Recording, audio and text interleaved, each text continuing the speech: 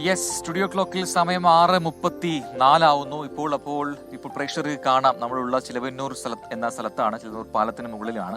അവിടെ നിന്നും ഈ കൊച്ചിക്കാലിന്റെ കാഴ്ചകൾ കാണാം. ഈ കൊച്ചിക്കാലിന്റെ ഏറ്റവും വലിയ പ്രശ്നം ഈ പോള അടിഞ്ഞുകൂടുന്നതാണ്. അതോടൊപ്പം തന്നെ ഈ മരത്തടികൾ പോലുള്ള ഒരുപാട് സംഭവങ്ങളുടെ ഈ വരവ് കാരണം ഈ ഒഴുക്ക് തടസ്സപ്പെടുന്നുണ്ട് പലയിടങ്ങളിലും. അതിങ്ങനെ കാണാം, പലയിടങ്ങളിലും തങ്ങി നിൽക്കുന്നത് കാണാം. സ്വാഭാവിക ഒഴുക്കിന് തടസ്സപ്പെടുത്തുന്നതാണ് അതൊക്കെ. എങ്കിലും കായലിന്റെ രണ്ട് വശത്തും നമുക്ക് ഇങ്ങനെ നിറയെ കെട്ടിടങ്ങൾ കാണാം അല്ലെ, ഒരുപാട് വലിയ ഫ്ളാറ്റുകളുണ്ട്. ഇങ്ങനെ വന്നുകൊണ്ടേയിരിക്കുകയാണ്, കൺസ്ട്രക്ഷൻ നടന്നുകൊണ്ടേയിരിക്കുകയാണ്. ഒരു ഭാഗത്ത് വികസനം, അതേസമയത്ത് മറുഭാഗത്ത് ഈ പറയുന്ന പോലെ പ്രകൃതി ഉണ്ടാവുന്ന മാറ്റങ്ങളാണ്. അതൊക്കെ പ്രതികൂലമായി ബാധിക്കുകയും ചെയ്യുന്നുണ്ട്. എങ്കിലും രസമാണ് ഇവിടുത്തെ കാഴ്ചകൾ, അത് പറയാതിരിക്കാൻ വയ്യ. നമ്മൾ ഈ കായലിനെ കുറിച്ചൊക്കെ അതിന്റെ ശോചനീയാവസ്ഥയെ കുറിച്ചൊക്കെ പറയുമ്പോഴും ഇവിടെ നിൽക്കാൻ ഇപ്പോഴും സുഖമുണ്ടെന്നുള്ളതാണ്. അത് സത്യമാണ്. പക്ഷെ വികസനം എന്ന് പറയുമ്പോൾ ഈ പലപ്പോഴും നമ്മൾ കാണുന്നതാണല്ലേ, പ്രകൃതിയെ ചൂഷണം ചെയ്തുകൊണ്ടുള്ള വികസനം. അത് എത്രത്തോളം നമുക്ക് ആവശ്യമുണ്ട് എന്ന് ചിന്തിക്കേണ്ട കാലം. ചേച്ചിയെ പോലെ കുറച്ചുകൂടെ കാവ്യാത്മകമായി പറഞ്ഞു കഴിഞ്ഞാൽ, സ്വയം ഇല്ലാതാവുന്ന സമയത്താണ് കായൽ എന്ന് പറയുന്നത് അല്ലെ. സ്വയം ഇല്ലാതാവുന്ന സമയത്തും നമുക്ക് വേണ്ടി അല്ലെങ്കിൽ മറ്റുള്ളവർക്ക് വേണ്ടി അവരെ സേവിക്കുന്നതാണ് ഇത്തരത്തിൽ. സൂര്യനെ കുറിച്ച് ഉള്ളൊരു കവിതയുണ്ടോ എൻ്റെ? മറ്റുള്ളവർക്കായി സ്വയം കത്തിയെരിയുന്ന സുസ്നേഹ മൂർത്തിയാം സൂര്യ സ്വസ്തി.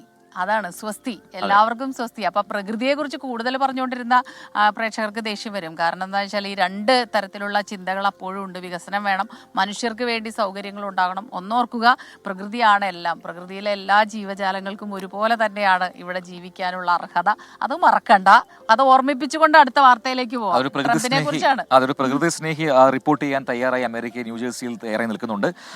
അങ്ങോട്ടേക്ക് പോകുന്നു. മെക്സിക്കോ, ചൈന, കാനഡ എന്നീ രാജ്യങ്ങളുടെ ഉൽപ്പന്നങ്ങൾക്ക് തീരുവ പ്രഖ്യാപിച്ചത് ന്യായീകരിച്ച് US president Donald Trump. American ജനതയ്ക്ക് തീരുമാനം അല്പം വേദന ഉണ്ടാക്കിയേക്കാമെങ്കിലും വരാൻ പോകുന്നത് അമേരിക്കയുടെ സുവർണ കാലമെന്ന് ട്രംപ് ആവർത്തിക്കുന്നുണ്ട്. ഒപ്പം കാനഡയ്ക്ക് ഒരു വാഗ്ദാനം കൂടിയുണ്ട്. അമേരിക്കയുടെ ഭാഗമായാൽ, അതായത് അമേരിക്കയുടെ US-ന്റെ 51ാമത് സംസ്ഥാനം, യുണൈറ്റഡ് സ്റ്റേറ്റ്സിന്റെ 51ാമത് സംസ്ഥാനമായാൽ ഈ തീരുവ അത് വേണ്ടെന്ന് വെച്ചേക്കാമെന്ന് കാനഡയോട് വാഗ്ദാനം നൽകുന്നുമുണ്ട് ട്രംപ്. ന്യൂജേഴ്സിയിൽ നിന്നും മധു കൊട്ടാരക്കര ചേരുന്നു. മധു, ഗുഡ് ഈവനിങ്. അവിടെ ഗുഡ് ഈവനിങ് ആണ്, അപ്പോൾ ഇവിടെ ഗുഡ് മോർണിംഗും ആണ്. അപ്പോൾ എന്താണ് ട്രംപിന്റെ നിലപാടിൽ ഉറച്ചു തന്നെ നിൽക്കുകയാണ്. മാത്രമല്ല പുതിയ വാഗ്ദാനം കൂടി നൽകുന്നു. കാനഡയാണ് ലക്ഷ്യം വെച്ചിരിക്കുന്നത്. അപ്പോൾ ട്രംപ് എല്ലാം ഉറപ്പിച്ചു തന്നെയാണല്ലേ? Good morning Smitha Prajin. Trump തെരഞ്ഞെടുപ്പ് സമയത്ത് പറഞ്ഞ പല കാര്യങ്ങളും വന്ന് 2 ആഴ്ച ആയതേ ഉള്ളൂ. പക്ഷേ അന്ന് പറഞ്ഞ പല കാര്യങ്ങളും അതിൽ തീരുമാനം എടുത്തെടുത്ത് പോകുന്നതാണ് കാണാൻ സാധിക്കുന്നത്. ഇപ്പം ഈ ചൈന, കാനഡ, മെക്സിക്കോ എന്നീ 3 രാജ്യങ്ങളുടെ മേൽ തീരുവ ഏർപ്പെടുത്തിയത് വലിയ ചർച്ചയാകുകയുണ്ടായി. ഈ ഉൽപ്പന്നങ്ങൾക്ക് പ്രഖ്യാപിച്ചത് ന്യായീകരിച്ചുകൊണ്ട്, ഇന്ന് അദ്ദേഹത്തിന്റെ ഈ സ്വകാര്യ വസതി ഫ്ലോറിഡയിൽ നിന്നാണ് ഇതിനെ ന്യായീകരിച്ചുകൊണ്ട് ഡൊണാൾഡ് ട്രംപ് വന്നിരിക്കുന്നത്. അമേരിക്കൻ ജനതയ്ക്ക് ഈ തീരുമാനം അല്പം വേദന ഉണ്ടാക്കിയേക്കാം, പക്ഷേ വരാനിരിക്കുന്നത് അമേരിക്കയുടെ ഒരു സുവർണ കാലമാണെന്ന് ട്രംപ് വീണ്ടും ആവർത്തിച്ച് പറയുകയാണ്. ഈ നിയമവിരുദ്ധ കുടിയേറ്റവും അതുപോലെ മയക്കുമരുന്ന് വ്യാപാരവും ഒക്കെ തടയുന്നതിന് ഇത്തരം താരിഫുകൾ ആവശ്യമാണെന്നാണ് ഡൊണാൾഡ് ട്രംപ് പറയുന്നത്. ട്രംപിന്റെ 25% ഈ താരിഫുകൾക്കെന്നാൽ തിരിച്ചടിക്കാൻ വേണ്ട നടപടികൾ സ്വീകരിക്കുവാൻ കാനഡയും മെക്സിക്കോയും ഉത്തരവിടുകയും ചെയ്തിട്ടുണ്ട്. കാനഡയ്ക്ക് പക്ഷേ സ്മിത പറഞ്ഞ പോലെ ഡൊണാൾഡ് ട്രംപ് ഒരു വലിയ ഓഫറാണ് മുന്നോട്ട് വെച്ചിരിക്കുന്നത്. കാനഡ അമേരിക്കയുടെ 51ാമത്തെ സംസ്ഥാനമായി മാറണം. കാനഡയിലെ ജനങ്ങൾക്ക് ഇങ്ങനെ ആയിക്കഴിഞ്ഞാൽ വളരെ കുറഞ്ഞ നികുതികളും അതുപോലെ ഏറ്റവും മികച്ച സൈനിക സംരക്ഷണവും അമേരിക്ക ഉറപ്പു നൽകും. ഇത് കൂടാതെ ഈ താരിഫുകളെല്ലാം എടുത്തു കളയുകയും ചെയ്യും. അതേസമയം അമേരിക്കയുമായിട്ട് ഒരു വ്യാപാര യുദ്ധത്തിന് കാനഡയുടെ ഇപ്പം പ്രധാനമന്ത്രി സ്ഥാനത്തേക്ക് ട്രൂഡോയ്ക്ക് പകരം മത്സരിക്കുന്ന ക്രിസ്റ്റിയ ഫ്രീലാൻഡ് പറയുന്നത് ഒരു യുദ്ധത്തിനില്ല, പക്ഷേ വിട്ടുകൊടുക്കത്തില്ലെന്ന് അവർ തീർത്ത് പറഞ്ഞിട്ടുണ്ട്. ഇപ്പോഴത്തെ ഈ ട്രംപിന്റെ തീരുമാനം 2 കൂട്ടർക്കും നഷ്ടമുണ്ടാകുന്നതായിരിക്കും. ഈ തുറന്ന യുദ്ധം കാരണം ധാരാളം കാനഡയിൽ നിന്നുള്ള ഉൽപ്പന്നങ്ങൾ അമേരിക്കൻ ജനത ഉപയോഗിക്കുന്നുണ്ടെന്നുള്ളത് ട്രംപ് മറന്നുപോകരുത്. അതിനെല്ലാം വില കൂടുകയും ചെയ്യുമെന്നും പറയുന്നുണ്ട്. സ്മിത പ്രജിൻ. മധു കൊട്ടാരക്കരയാണ് ന്യൂജേഴ്സിയിൽ വിശദാംശങ്ങൾ നൽകിയത്. അപ്പൊ ഇനി ഒരു ശുഭരാത്രി അല്ലേ, അവിടെ ഇനി ഉറങ്ങാൻ പോകേണ്ട സമയമായിരിക്കുന്നു. Thank you. നമ്മളപ്പോ വീണ്ടും നമ്മുടെ കൂടുതൽ വാർത്തകളിലേക്ക് പോകേണ്ടതുണ്ട്. ഒരുപാട് വാർത്തകൾ വരുന്ന ദിവസമാണ് ഇന്നുള്ള ഒരു പ്രത്യേകത നമ്മൾ നേരത്തെ തന്നെ പറഞ്ഞിരുന്നു. ഈ കണ്ണൂരിൽ CPIM ജില്ലാ സമ്മേളനം ഇന്ന് സമാപിക്കുകയാണ്. അപ്പൊ കഴിഞ്ഞ ദിവസം റിപ്പോർട്ടിൽ PP ദിവ്യക്കെതിരായ പരാമർശങ്ങൾ ഉണ്ടായിരുന്നു. അപ്പൊ അതിൽ മുഖ്യമന്ത്രി ജാഗ്രത കുറവുണ്ടായി PP ദിവ്യയ്ക്ക് എന്ന് പറഞ്ഞിട്ടുണ്ട്. യെസ്, അതുമായി ബന്ധപ്പെട്ട റിപ്പോർട്ടിലേക്കാണ് നമ്മൾ ഇനി കടക്കുന്നത്. ഇപ്പോൾ ADMK നവീൻ ബാബുവുമായി ബന്ധപ്പെട്ട വിഷയത്തിൽ മുൻ ജില്ലാ പഞ്ചായത്ത് പ്രസിഡന്റ് PP ദിവ്യയ്ക്ക് ജാഗ്രത കുറവുണ്ടായി എന്ന് മുഖ്യമന്ത്രി പറയുന്നു. നവീൻ ബാബുവിന്റെ മരണത്തിൽ പത്തനംതിട്ട ജില്ലാ ഘടകം സ്വീകരിച്ച നിലപാടുകളിൽ തെറ്റില്ല എന്നും CPM ജില്ലാ സമ്മേളനത്തിൽ മുഖ്യമന്ത്രി വ്യക്തമാക്കിയിട്ടുണ്ട്. സജോ ദേവസിയാണ് ചേരുന്നത് വിവരങ്ങളുമായി നമുക്കൊപ്പം. Sajo, good morning. സജോ, ഇന്നിപ്പോൾ ജില്ലാ സമ്മേളനം അവസാനിക്കുമ്പോൾ ഈ ADMK നവീൻ ബാബുവിന്റെ മരണത്തിൽ അത് നമ്മൾ കണ്ടതാണ്. Pathanamthitta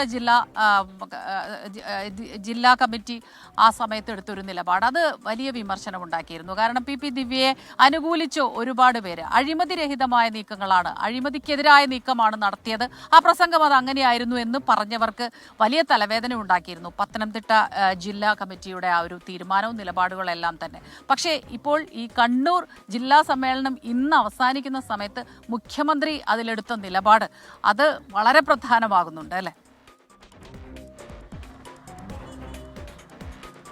Smitha Prajin, good morning. അതായത് CPM-ന്റെ കണ്ണൂർ ജില്ലാ സമ്മേളനം പുരോഗമിക്കുകയാണ്. ഇന്നാണ് സമാപന ദിവസം. സമാപന സമ്മേളനം മുഖ്യമന്ത്രി പിണറായി വിജയനാണ് ഉദ്ഘാടനം ചെയ്യുക. നേരത്തെ ആദ്യം പ്രവർത്തന റിപ്പോർട്ടിൽ ജില്ലാ സെക്രട്ടറി മറുപടി പറഞ്ഞു. പിന്നീട് സംഘടനാ റിപ്പോർട്ടിന്മേലാണ് മുഖ്യമന്ത്രിയും മറുപടി പറഞ്ഞത്. അതിൽ ഈ ചർച്ചയിൽ പൊതുചർച്ചയിലടക്കം ഏറ്റവും കൂടുതൽ ഉയർന്നു വന്ന വിഷയങ്ങളിലൊന്ന് ദിവ്യയുടേതാണ്.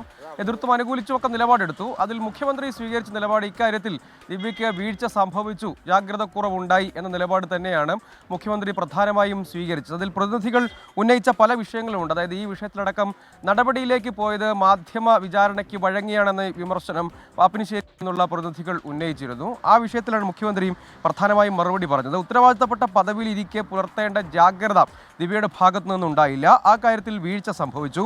നവീൻ ബാബുവിന്റെ മരണത്തിൽ പത്തനംതിട്ട ജില്ലാ ഘടകം സ്വീകരിച്ച നിലപാടുകളിലും എന്തെങ്കിലും തെറ്റില്ല.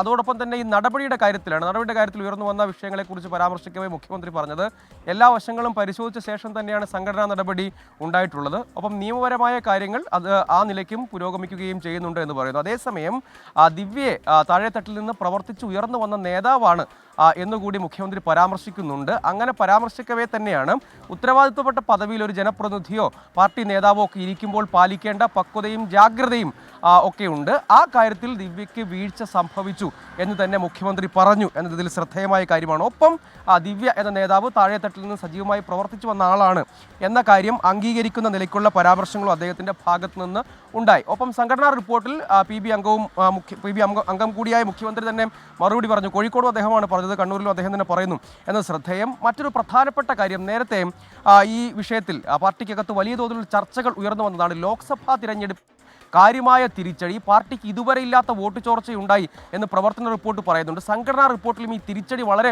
വിശദമായി പരാമർശിക്കുന്നുണ്ട്. കാരണം ഇതുവരെ ഇല്ലാത്ത വിധം പാർട്ടിക്ക് വലിയ പിന്തുണ ലഭിച്ചിരുന്ന കേന്ദ്രങ്ങളിൽ വലിയ അടിയൊഴുക്കുകളുണ്ടായി. ആ വിഷയം പരാമർശിക്കവേ പ്രധാനപ്പെട്ട ഒരു കാര്യം ചർച്ചയായി ഉയർന്നു വന്നു. അതിന് മുഖ്യമന്ത്രി പറഞ്ഞ മറുപടി ശ്രദ്ധേയമാണ്. മുസ്ലിം സാമുദായിക വിഷയങ്ങളിൽ അല്ലെങ്കിൽ ന്യൂനപക്ഷ സാമുദായിക വിഷയങ്ങളിൽ നിലപാടുകൾ, പാർട്ടി സമീപകാലത്ത് സ്വീകരിച്ചു പോകുന്ന നിലപാടുകൾ പ്രീണനമായി ചിത്രീകരിക്കപ്പെട്ടു എന്ന് മുഖ്യമന്ത്രി മറുപടിയായി പറഞ്ഞതാണ്. അതിന്മേൽ ഉയർന്ന ചർച്ചയ്ക്ക് മറുപടിയായി പറഞ്ഞതാണ്. എതിരാളികളുടെ പ്രചരണം ഈ വിഷയത്തിൽ ഒരു പരിധിവരെ വിജയിച്ചു. പൗരത്വ ഭേദഗതി, പലസ്തീൻ പ്രശ്നം, അതോടൊപ്പം തന്നെ വിവിധങ്ങളായ മുസ്ലിം മത സാമുദായിക വിഷയങ്ങളിലടക്കം ഏക സിവിൽ കോഡ് വിഷയത്തിലടക്കം നിലപാട് സ്വീകരിച്ചിരുന്നു പാർട്ടിയും സർക്കാരുമൊക്കെ. ആ വിഷയത്തിൽ പാർട്ടി സ്വീകരിച്ച നിലപാടുകൾ തെറ്റിദ്ധരിക്കപ്പെട്ടോ എന്ന് ഗൗരവമായി പുനർവിചിന്തനം നടത്തുകയും ആ വിഷയത്തിൽ താഴെത്തട്ടിൽ പരിശോധന ആവശ്യമാണ്. അതിൽ തെറ്റിദ്ധാരണ പ്രചരിപ്പിക്കപ്പെട്ടിട്ടുണ്ട്.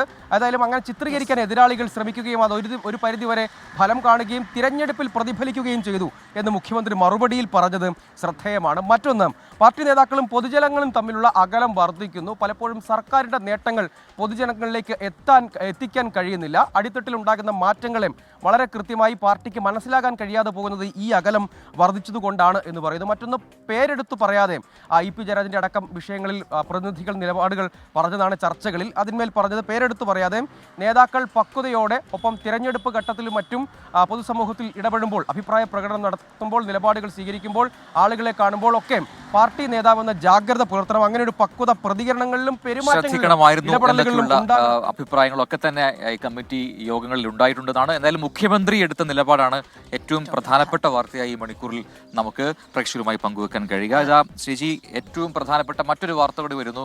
ഗ്രാമി അവാർഡ്സ് ലോസ് ഏഞ്ചൽസിൽ നടന്നുകൊണ്ടിരിക്കുകയാണ്, അവാർഡ് പ്രഖ്യാപനം നടന്നുകൊണ്ടിരിക്കുന്നത്. അതിൽ ഏറ്റവും സന്തോഷം നൽകുന്ന ഒരു കാര്യം. അത് എനിക്ക് തോന്നുന്നു 1960-കളിൽ ഈ റോക്ക് ബാൻഡിൻ്റെയൊക്കെ എന്താണ് റോക്ക് പ്രേമികളൊക്കെ ഒരു ഹരമായി മാറിയ ദ ബീറ്റിൽസ് എന്ന് പറയുന്ന ബാൻഡുണ്ട്. അവർക്ക് ഇത്തവണ പുരസ്കാരം, അതായത് ഒരു തിരിച്ചുവരവാണ്. 2025-ലെ അവാർഡ്സിൽ ബെസ്റ്റ് റോക്ക് പെർഫോമൻസിന് ദ ബീറ്റിൽസ് പുരസ്കാരം നേടുകയാണ്. അത് ഈ പറയുന്ന ബീറ്റിൽസിന് ഒരുപാട് ലോകമെമ്പാടും ഒരു ലക്ഷക്കണക്കിന് കോടിക്കണക്കിന് ആരാധകരുണ്ട്. അവരെയൊക്കെ സന്തോഷിപ്പിക്കുന്ന ഒരു കാര്യമാണ്. ഒരു കമന്റ് വായിച്ചോട്ടെ. കുറെ നേരമായി ജിഷ്ണു വിജയൻ പറയാ, ഹായ് പ്രജിൻ ചേട്ടൻ, സ്മിത ചേച്ചി, അവധിയെടുത്ത് വീട്ടിൽ വന്ന് കിടന്നിട്ടും മോർണിംഗ് വാക്ക് കാണാൻ എണീറ്റ് കിടക്കുന്ന ഞാൻ. പാവം കുറെ നേരമായി മെസ്സേജ് അയക്കുന്നു. നന്നായി, സന്തോഷമുണ്ട് കേട്ടോ. ഏതായാലും ഒന്ന് ഉറങ്ങണം എന്ന് കരുതി വന്നതായിരിക്കും. നമുക്കറിയാലോ ഒരുപാട് തിരക്ക് പിടിച്ച ജീവിതമാണ് ഇപ്പോഴത്തെ. അപ്പൊ ജോലിക്കിടയിൽ അവധിയെടുക്കുന്ന ദിവസം കുറെ ഉറങ്ങണം, ഇഷ്ടമുള്ള കാര്യങ്ങൾ ചെയ്യണം. അപ്പൊ ഇഷ്ടമുള്ള കാര്യമാണ് ഇപ്പൊ ചെയ്തുകൊണ്ടിരിക്കുന്നത്. 24 കാണുന്നു, നല്ല കാര്യം. യെസ്, നമ്മൾ ഇന്ന് ഏറ്റവും ആദ്യം പ്രേക്ഷകരുമായി പങ്കുവച്ച ആ വാർത്തയുടെ പുതിയ അപ്ഡേഷനിലേക്ക് നമ്മൾ പോവുകയാണ്. കോട്ടയത്ത് നിന്നാണ് ആ ദാരുണമായ വാർത്ത വന്നത്. കോട്ടയത്ത് അക്രമിയെ പിടികിടുന്ന പോലീസ് ഉദ്യോഗസ്ഥന് ദാരുണാന്ത്യം ഉണ്ടായിരിക്കുന്നു. കോട്ടയം വെസ്റ്റ് പോലീസ് സ്റ്റേഷനിലെ CPO ശ്യാമപ്രസാദ് ആണ് മരിച്ചത്. ഇപ്പോൾ ടോബി ജോൺസൺ ആ സംഭവ സ്ഥലത്ത് എത്തിയിട്ടുണ്ട്. ടോബിയോട് കൂടുതൽ കാര്യങ്ങൾ ചോദിച്ചറിയാം. ടോബി, അപ്പോൾ ഇപ്പോൾ സംഭവ സ്ഥലത്ത് ടോബി എത്തിയിട്ടുണ്ട്. അവിടെ നിന്നും നാട്ടുകാരിൽ നിന്നൊക്കെ അറിയാൻ കഴിയുന്നത് എന്താണ് കഴിഞ്ഞ രാത്രി അവിടെ സംഭവിച്ചത്?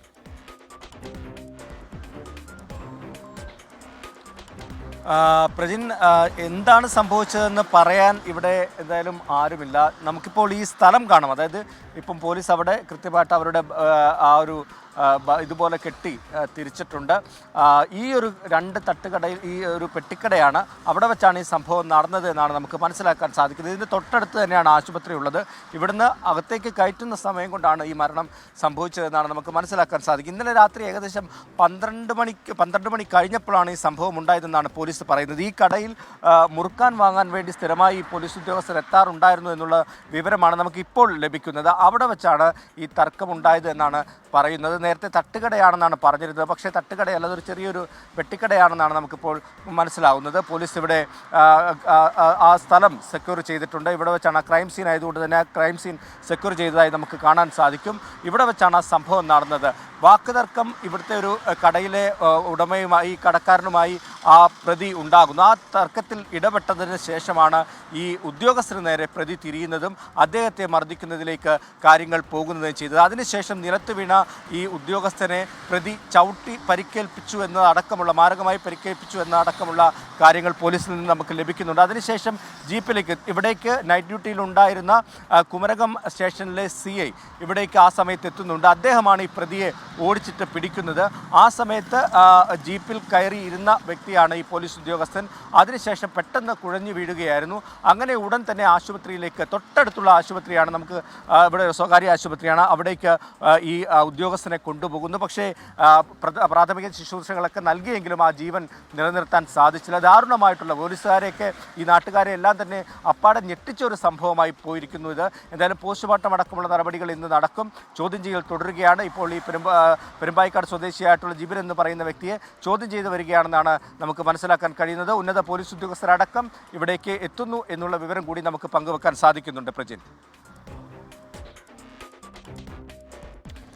യെസ്, ടോബി ജോൺസൺ ആണ് വിശദാംശങ്ങൾ നൽകിയത്. എന്തായാലും സ്പോട്ടിൽ നിന്നാണ് ടോബി വിവരങ്ങൾ നൽകിയത്. ടോബി പറഞ്ഞതുപോലെ വല്ലാത്തൊരു ഞെട്ടലാണല്ലേ, രാവിലെ എഴുന്നേറ്റ് വരുമ്പോൾ ഇങ്ങനെയുള്ള വാർത്തകളാണ്. അത് നമുക്ക് പരിചയമുള്ള ഇടങ്ങളിലാവുമ്പോൾ തീർച്ചയായിട്ടും നാട്ടുകാരെ സംബന്ധിച്ചിടത്തോളം വല്ലാത്ത ഞെട്ടലാണ്. അല്പസമയത്തിനകം ആ വാർത്തയുടെ കൂടുതൽ വിവരങ്ങൾ വീണ്ടും ടോബി അപ്ഡേറ്റ് ചെയ്യും. പ്രജിൻ എന്താ പറയാൻ വന്നേ? ഇല്ല, ഗ്രാമി അവാർഡ്സിൽ ഇങ്ങനെ പുതിയ പ്രഖ്യാപനങ്ങളൊക്കെ വന്നുകൊണ്ടിരിക്കുന്നു.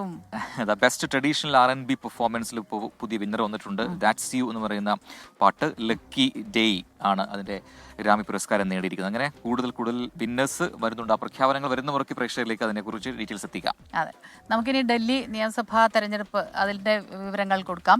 കലാശക്കൊട്ട് ഇന്നാണ്. അപ്പോൾ കഴിഞ്ഞ ദിവസമൊക്കെ നമ്മൾ കണ്ടതാണ്, പ്രധാനമന്ത്രി പറഞ്ഞതൊക്കെ അല്ലേ, വസന്തം വരികയാണ് ഇനിയുള്ള ദിവസങ്ങൾ എന്നാണ് പറയുന്നത്. അവസാന ദിവസവും ഡൽഹിയെ ഇളക്കിമറിച്ചുള്ള പ്രചാരണത്തിലാണ് പാർട്ടികളെല്ലാം തന്നെ. ഡൽഹിയിലെ 70 മണ്ഡലങ്ങളിലേക്കുള്ള വോട്ടെടുപ്പാണ് മറ്റന്നാൾ. റിപ്പോർട്ട് കാണാം. ഡൽഹി നിയമസഭാ തിരഞ്ഞെടുപ്പിൽ ഓരോ ദിവസവും ഓരോ വിഷയങ്ങളായിരുന്നു പാർട്ടികൾ ചർച്ചയാക്കിയത്. ആം ആദ്മി പാർട്ടിക്കെതിരെ മദ്യനയ അഴിമതി കോൺഗ്രസും BJPയും ആയുധമാക്കി. BJPക്കെതിരെ യമുന നദിയിൽ ഹരിയാന വിഷം കലർത്തി എന്ന ആം ആദ്മി പാർട്ടിയുടെ ആരോപണം പാർട്ടിക്ക് തന്നെ വിനയായി. മുഖ്യ തിരഞ്ഞെടുപ്പ് കമ്മീഷൻ ഇടപെട്ടതോടെ അരവിന്ദ് കെജ്രിവാൾ കുരുക്കിലായിരുന്നു. സൗജന്യ വൈദ്യുതി, വെള്ളം, വിദ്യാഭ്യാസ രംഗത്ത് വരുത്തിയ മാറ്റങ്ങൾ ഇതൊക്കെ വീണ്ടും തുണയ്ക്കുമെന്നാണ് ആം ആദ്മി പാർട്ടിയുടെ കണക്കുകൂട്ടൽ. മോദി പ്രഭാവം തന്നെയാണ് ഡൽഹിയിലും ബിജെപിയുടെ ആശ്രയം. പ്രധാനമന്ത്രി നരേന്ദ്രമോദി കൂടി പ്രചാരണങ്ങളിൽ ഇറങ്ങിയതോടെ തിരഞ്ഞെടുപ്പ് കളം ചൂടുപിടിച്ചു. ആം ആദ്മി പാർട്ടി എന്ന് പറയാതെ ആപ്ത പാർട്ടി അഥവാ ദുരന്ത പാർട്ടി എന്നായിരുന്നു മോദിയുടെ പ്രചാരണത്തിലുടനീളമുള്ള പരിഹാസം. ബജറ്റിൽ പ്രഖ്യാപിച്ച നികുതി ഇളവും കേന്ദ്ര സർക്കാർ ഉദ്യോഗസ്ഥർ കൂടുതലായുള്ള ഡൽഹിയിൽ പാർട്ടിക്ക് കരുത്താകുമെന്നാണ് ബിജെപിയുടെ വിലയിരുത്തൽ. ഡൽഹിയിലെ മലയാളി വോട്ടുകൾക്കായി കേരളത്തിൽ നിന്നുള്ള നേതാക്കളും പാർട്ടികൾക്കായി പ്രചാരണത്തിനിറങ്ങിയതും തിരഞ്ഞെടുപ്പിൽ ശ്രദ്ധേയമായി. ആം ആദ്മി പാർട്ടിയുടെ സൗജന്യങ്ങളിൽ ഡൽഹി ജനത ഒപ്പം നിൽക്കുമോ അതോ മാറ്റം പരീക്ഷിക്കുമോ എന്നാണ് ദേശീയ രാഷ്ട്രീയം ഉറ്റുനോക്കുന്നത്. 24 ഡൽഹി. യെസ്, അപ്പോൾ അതാണ് ഡൽഹിയിലത്തെ വിശേഷങ്ങൾ. എന്തായാലും ബൽറാം നെടുങ്ങാടി അല്പസമയത്തിലേക്ക് നമ്മളൊപ്പം ചേരും കൂടുതൽ വിശദാംശങ്ങൾ. അതിനു മുമ്പ് നമ്മുടെ ഈ ഗ്രാമി അവാർഡ്സിൽ ഇന്ത്യൻ പ്രതീക്ഷയുണ്ടായിരുന്നു. 7 സംഗീതജ്ഞരാണ് 2 കാറ്റഗറികളിലായി മത്സരിച്ചത്. പക്ഷേ അതിൽ അൺഫോർച്ചുനേറ്റ്ലി നമുക്ക് ബെസ്റ്റ് ഗ്ലോബൽ മ്യൂസിക് പെർഫോമൻസ് എന്ന കാറ്റഗറിയിൽ നമുക്ക് അവാർഡുകളില്ല എന്ന ദുഃഖകരമായ വാർത്ത കൂടി വരുന്നു. എ റോക്ക് സംവെയർ എന്ന് പറയുന്ന വാരജശ്രീ വേണുഗോപാലും ഒപ്പം അനുഷ്ക ശങ്കറുമാണ് ആ പാട്ട് പിന്നിലുണ്ടായത്. പക്ഷെ അവർക്ക് പുരസ്കാരമില്ല. ആ കാറ്റഗറിയിൽ വിന്നർ ആയിരിക്കുന്നത് ബെംബ കൊളോറ എന്ന് പറയുന്ന ഒരു പാട്ടാണ്. അപ്പോൾ നമ്മുടെ ആ പ്രതീക്ഷ ആ കാറ്റഗറിയിൽ അവിടെ നഷ്ടപ്പെടുകയാണ്. ഇത്തവണ അനുഷ്ക ശങ്കറിനും വാരജശ്രീ വേണുഗോപാലിനും ഗ്രാമി നേടാൻ കഴിയുന്നില്ല എന്നതാണ്. എനിക്ക് നല്ല ചുമ, ഇവിടെ കുറേശ്ശെ പൊടിയൊക്കെ വന്നു തുടങ്ങിയെന്ന് തോന്നുന്നുണ്ട് അല്ലേ. ടെലിഫോൺ ലൈനിൽ ബൽറാം നെടുങ്ങാടി ബൽറാമുണ്ട്, നമ്മളെ കാത്തിരിക്കുന്നുണ്ട്. ബൽറാം, അപ്പോൾ ഡൽഹിയിലെ മത്സര ചിത്രം അവസാന ഘട്ടത്തിൽ എന്താണ്? പ്രതീക്ഷകൾ ഓരോ പാർട്ടിയും എങ്ങനെയാണ് പങ്കുവെക്കുന്നത്? ആം ആദ്മി പാർട്ടിക്ക് വീണ്ടും ഒരു ജയം ഉണ്ടാകുമോ അവിടെ എന്ന ചോദ്യം ബലപ്പെടുന്നു. BJP തൂത്തുവാരും ഒരു സുവർണകാലം അവിടെ വരാൻ പോകുന്നു, ഒരു ഡബിൾ എഞ്ചിൻ സർക്കാർ വരാൻ പോകുന്നു എന്ന് BJP പറയുന്നുണ്ട്. അപ്പോൾ എന്താണ് അവസാന എനിക്കറിയേണ്ടത് കലാശക്കൊട്ട് എങ്ങനെയായിരിക്കും എന്നുള്ളതാണ്. കലാശക്കൊട്ട് എങ്ങനെയായിരിക്കും എന്നുള്ളതാണ് എനിക്കറിയേണ്ടത്. കാരണം നമ്മൾ കേരളത്തിൽ അത് കാണുന്നതാണല്ലോ. പിന്നെ എങ്ങനെയായിരിക്കും? പൊളിക്കല്ലേ? Very good morning Prajin, Smitha. ഡൽഹിയെ സംബന്ധിച്ചിടത്തോളം കലാശക്കൊട്ട് സാധാരണ ഉത്തരേന്ത്യൻ സംസ്ഥാനങ്ങളിൽ അത്തരത്തിൽ കലാശക്കൊട്ട് വലിയ ആഘോഷപൂർവ്വമുള്ള പ്രചാരണ പരിപാടികളോ അവസാന ദിവസം ഉണ്ടാകാറില്ല എങ്കിൽ അതിൽ നിന്ന് വ്യത്യസ്തമായി ഡൽഹിയിൽ അത്തരത്തിലുള്ള ചിത്രം പല പോക്കറ്റുകളിലും ഉണ്ടാകാറുണ്ട്. ഓരോ മണ്ഡലത്തിന്റെയും സ്വഭാവം അനുസരിച്ച് വലിയ ജനപങ്കാളിത്തമുള്ള പ്രചരണം, വാശിയേറിയ പരസ്പരം മുഖാമുഖം നിന്നുകൊണ്ടുള്ള പ്രചരണവും മറ്റും കഴിഞ്ഞ 2 തെരഞ്ഞെടുപ്പുകളിലും ഉണ്ടായിരുന്നു. ആം ആദ്മി പാർട്ടിയുടെ കടന്നുവരവ് തന്നെയാണ് അത്തരത്തിലൊരു സാഹചര്യം ഡൽഹിയിൽ ഉണ്ടാക്കിയത്. കഴിഞ്ഞ 2 തവണത്തെക്കാൾ വാശിയേറിയ പോരാട്ടമാണ് ഇത്തവണ ഡൽഹിയിൽ നടക്കുന്നത് എന്ന് തന്നെ പറയാം. കാരണം ആം ആദ്മി പാർട്ടിയെ ചോദ്യം ചെയ്യാനില്ലാത്ത പ്രചരണമായിരുന്നു കഴിഞ്ഞ 2 തവണയും നടത്തിയിരുന്നത്. ആദ്യ ഘട്ടത്തിൽ 50 ദിവസത്തെ സർക്കാർ നടപ്പാക്കിയ സൗജന്യ വെള്ളം, വൈദ്യുതി തുടങ്ങിയ പ്രചരണം ആയിരുന്നു പിന്നീടുള്ള 2 തെരഞ്ഞെടുപ്പുകളിൽ ആം ആദ്മി പാർട്ടിക്ക് വലിയ തോതിൽ ഗുണം ചെയ്തത്. ഇത്തവണയും അതുതന്നെയാണ് അടിസ്ഥാന വോട്ടുകളെ ആം ആദ്മി പാർട്ടിക്കൊപ്പം നിർത്തുന്നത് എങ്കിൽ അതേസമയം ഈ അരവിന്ദ് കെജ്രിവാൾ അടക്കമുള്ള നേതാക്കൾക്കെതിരെ ഉയർന്നു വന്ന അഴിമതി ആരോപണങ്ങൾ ഈ പാർട്ടിയുടെ പ്രതിച്ഛായയെ ബാധിച്ചിട്ടുണ്ട് എന്നുള്ളത് യാഥാർത്ഥ്യമാണ്. BJP അത് പ്രചരണ വിഷയമാക്കുന്നുണ്ട്. മറ്റ് പ്രചാരണ വിഷയങ്ങൾക്കൊപ്പം തന്നെ ഡൽഹിയിൽ ഇത്തവണ പ്രചരണത്തിന് വിഷയങ്ങൾക്ക് ഒരു കുറവുമില്ല. അത് യമുന നദിയിലെ മലിനീകരണം, അന്തരീക്ഷ മലിനീകരണം, അഴിമതി, സ്കൂളുകളിലെ അഴിമതി, ഒപ്പം തന്നെ മൊഹല്ല ക്ലിനിക്കുകൾ കൃത്യമായി പ്രവർത്തിക്കുന്നില്ല എന്നത്, കൂടാതെ ഡൽഹിയിലെ ശുചീകരണ പ്രവർത്തികൾ കൃത്യമായി നടക്കുന്നില്ല.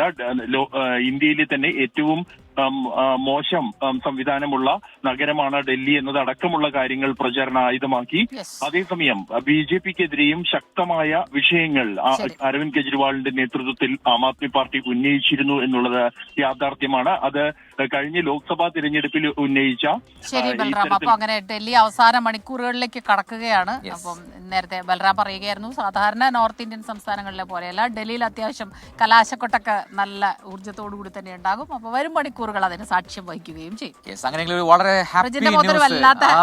അതെ. അപ്പൊ ഗ്രാമിയിൽ ഇന്ത്യൻ സംഗീതത്തിന് അംഗീകാരം ലഭിച്ചിരിക്കുന്നു. നമ്മൾ കാത്തിരുന്ന ആ വാർത്ത വരുന്നു. നേരത്തെ ഗ്ലോബൽ മ്യൂസിക് പെർഫോമൻസിൽ നമുക്ക് അവാർഡുകളില്ല. പക്ഷേ best new age ambient and chant album എന്ന് പറയുന്ന ഒരു കാറ്റഗറി ഉണ്ട്. അതിൽ ത്രിവേണി എന്ന ആൽബം, അതിലെ ചന്ദ്രിക ടണ്ടൻ, നമ്മുടെ ഇന്ത്യൻ സാന്നിധ്യമാണ്. അവർക്ക് അവാർഡ് ലഭിക്കുന്നു.